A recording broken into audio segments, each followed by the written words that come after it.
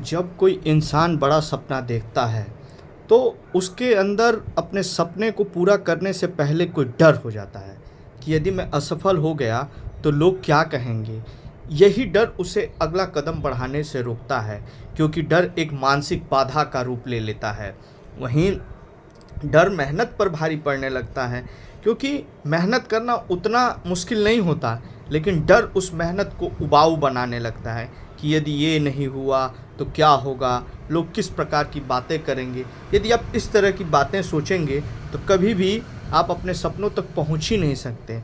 यदि आपको डर को जीतना है तो सबसे पहले आपको अपने अंतर मन के अंदर झांकना होगा और ब्रह्मांड या प्रकृति की भाषा समझनी होगी और अपने मूल प्रकृति में जाके ये पूछना होगा कि क्या मैं इन चीज़ों को कर पाऊंगा। और डर जैसे साहस एक स्वाभाविक गुण है, उसी तरह डर भी एक स्वाभाविक गुण है।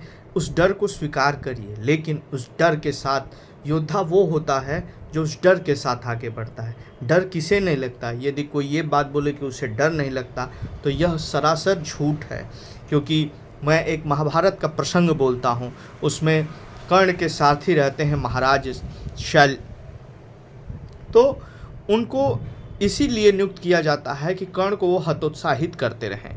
तो वो बोलते हैं कि क्या अंगराज कर्ण, आपको गांडीवधारी अर्जुन को देखकर आपको डर लग रहा है।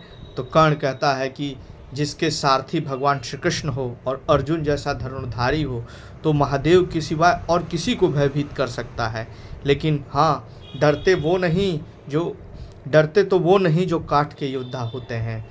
यदि मनुष्य है तो उसे भी डर लगेगा। जिस तरह मेरे अंदर डर है वैसे पार्थ के अंदर भी डर होगा। अंतर यही है कि उसके सारथी भगवान कृष्ण हैं जो उसको हमेशा उत्साहित करते रहते हैं, और मेरे सारथी आप हैं जो मुझे हतोत्साहित करते रहते हैं। लेकिन आपने अभी मेरे विजय धनुष की प्रत्यंचा की टंकार नहीं सुनी है।